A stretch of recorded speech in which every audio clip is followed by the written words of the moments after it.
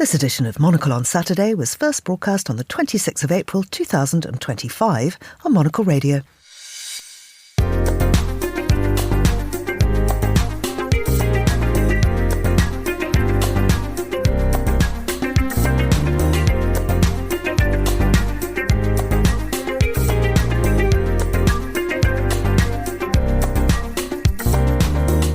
Hello, I'm Georgina Godwin, broadcasting to you live from Midori House in London.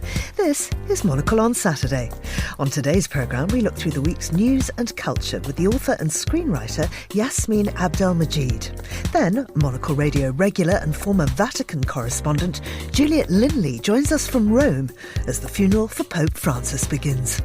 That's all ahead here on Monocle on Saturday with me, Georgina. First, though, here's the news.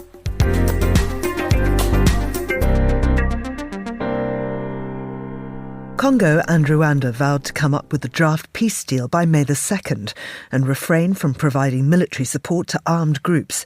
That's according to an agreement signed in Washington on Friday as part of diplomatic efforts to end violence in eastern Congo.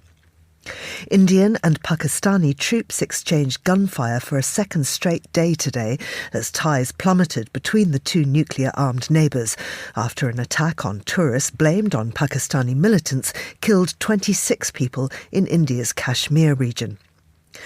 Virginia Giuffre, one of the late sex offender Jeffrey Epstein's most prominent accusers, has taken her own life. Giuffre, 41, died on Friday in Western Australia, where she'd been living for several years. Epstein was charged with sex trafficking in July 2019. Authorities say he killed himself a few weeks later while imprisoned in New York's Metropolitan Correctional Centre.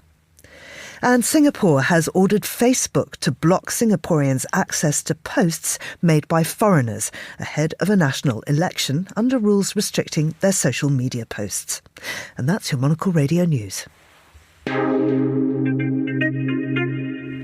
Hello and welcome to Monocle on Saturday. Now, it's a very sombre day in Rome as His Holiness the Pope is laid to rest. Well, joining me now from the city is Monocle Radio regular and former Vatican correspondent Juliet Linley. Juliet, good morning to you. Good morning from a sombre but very hot and already sunny St. Peter's Square. Tell us about the atmosphere there, Juliet. You're right in the middle of it. Right in the middle of it. Sorry if you can hear helicopters in the background. There's a very tight security presence, clearly because of a lot of the guests that are attending.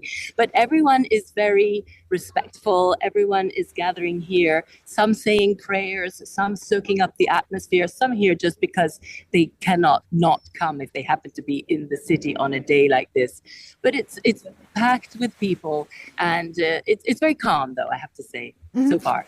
What's the timeline? What happens now? Now, from 8:30 this morning, it's now 10 o'clock here, Georgina, bishops and archbishops started gathering. Also, Orthodox Church clergy were here. They were in the basilica, and then they, together with other members like cardinals and other members of the Catholic clergy, they moved together to bring the coffin out onto the Sagrato, onto the steps, and therefore into the square of St. Peter's Square.